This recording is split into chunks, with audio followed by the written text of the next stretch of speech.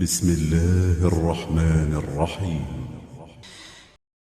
Assalamualaikum warahmatullahi wabarakatuh. Ibu-ibu, bapak-bapak yang dimuliakan Allah Subhanahu wa taala. Surat At-Taubah ayat yang ke-47 dan 48. A'udzubillahi minasyaitonir rajim.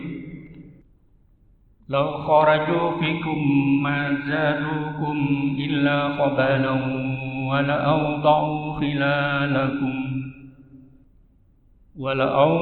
khilalakum yabghunakumul fitnah wa fikum sama'una lahum wallahu alimun bizzalimin. Laqad ibtaghawul fitnata min qabl wa qallabu lakal umur hatta ja'al haqq wa zahara amrullah wa hum karihun. Jika mereka berangkat bersamamu, niscaya mereka tidak akan menambah kekuatanmu, malah hanya akan membuat kekacauan, dan mereka tentu bergegas maju ke depan di celah-celah barisanmu untuk mengadakan kekacauan.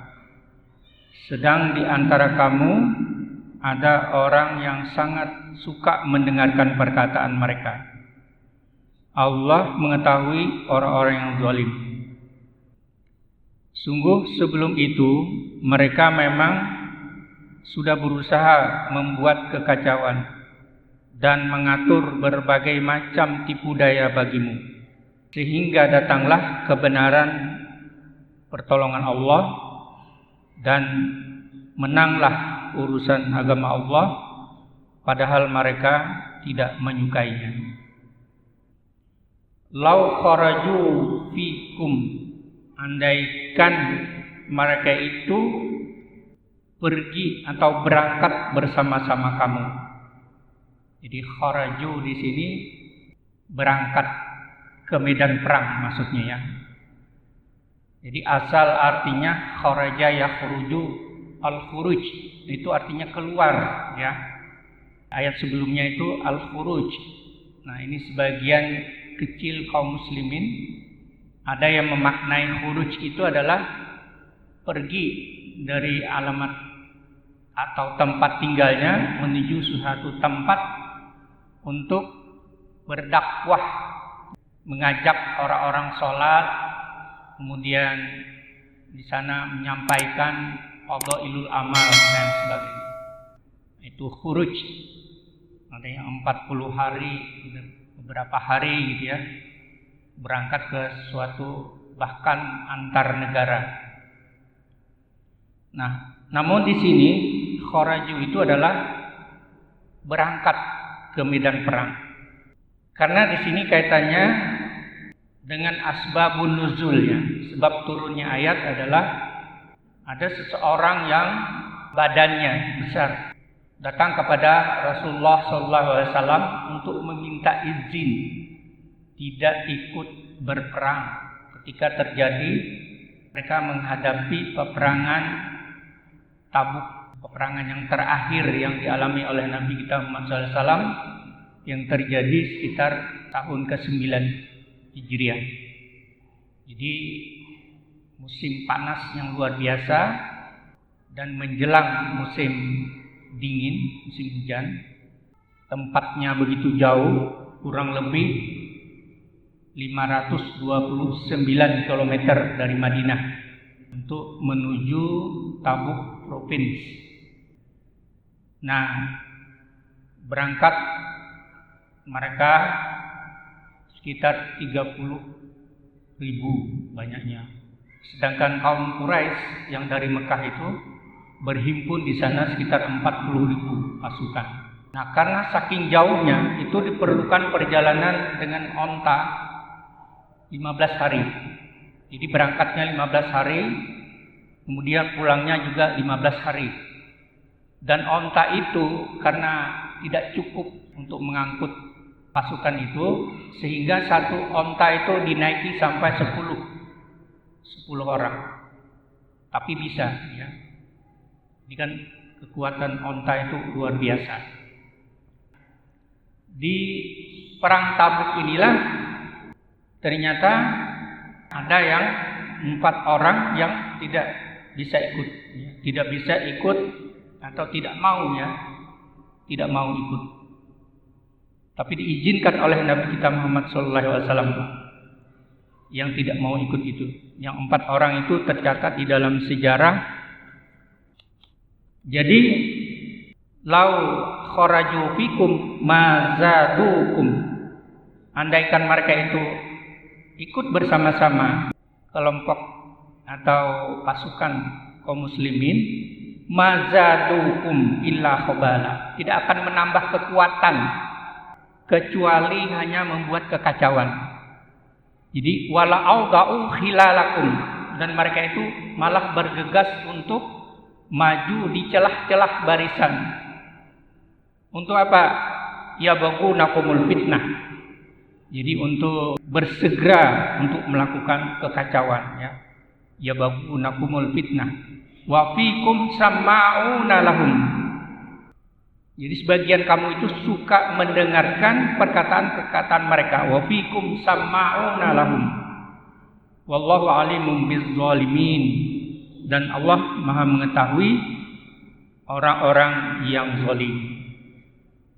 Nah, jadi di sini kaitannya dengan orang-orang yang memang hanya ingin membuat keonaran, kekacauan, walaupun mereka muslim dan tidak mau ikut berserta rombongan Nabi dan para kaum muslimin untuk ikut berperang. Kenapa? Karena mereka menganggap tempatnya terlalu jauh, musim panas, sebentar lagi mereka akan panen, kebun-kebunnya sudah berbuah, dan nanti kalau datang musim hujan atau musim dingin, tentu tanaman buah-buahan mereka akan busuk dan lain sebagainya, dan mereka tidak mau meninggalkan keluarga. Itu alasannya tidak ikut. Nah, tetapi inilah yang disebutkan di dalam Al-Quran sebagai orang yang munafik. Kemudian laqad ibtaghaul fitnah. Laqad itu artinya telah terjadi ya, sungguh sebelum mereka. Jadi laqad ibtaghaul fitnata min qablu. Nah, jadi orang yang membuat keonaran, kekacauan itu juga pernah terjadi sebelumnya. Nah, ini merujuk kepada ketika peperangan Uhud di Gunung Uhud. Nah, itu kurang lebih 4,5 kilometer dari pusat kota Madinah.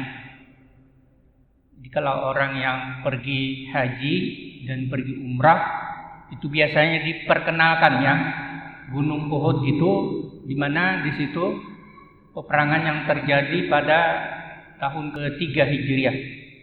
Di pertama itu perang Badar dulu ya. Kemudian tahun ke-3 Hijriah itu terjadi perang Uhud pada bulan Syawal.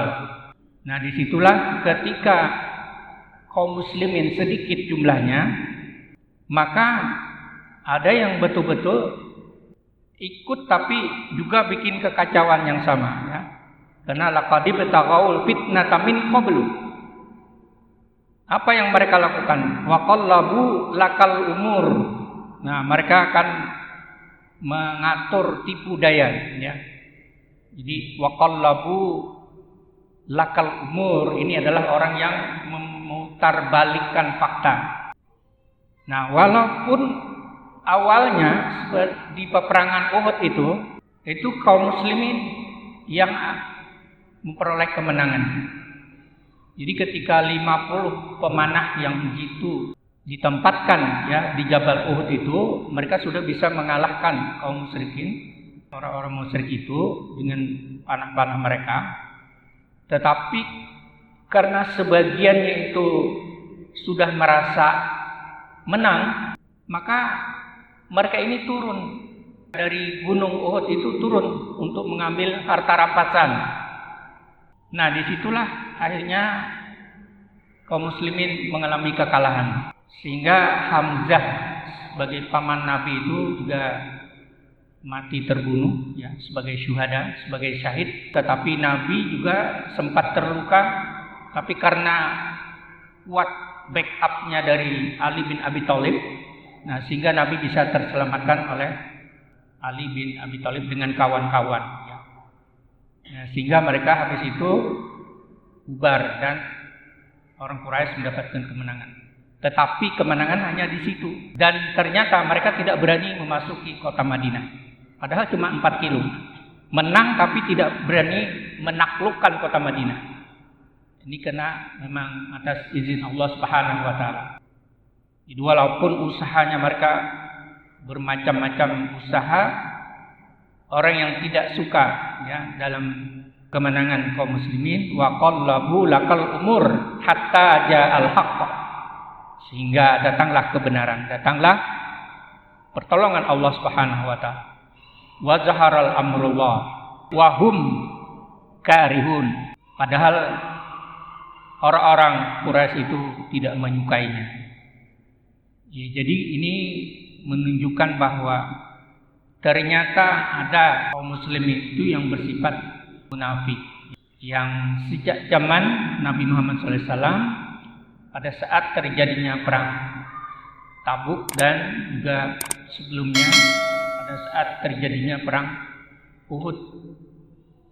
Jadi mereka itulah yang mempengaruhi kawan-kawan yang lain supaya tidak usah ikut atau balik arah. Jadi mereka waqallabul lakal umur, membuat keonaran, mengatur tipuan. Ini juga berarti termasuk nifak akbar ya.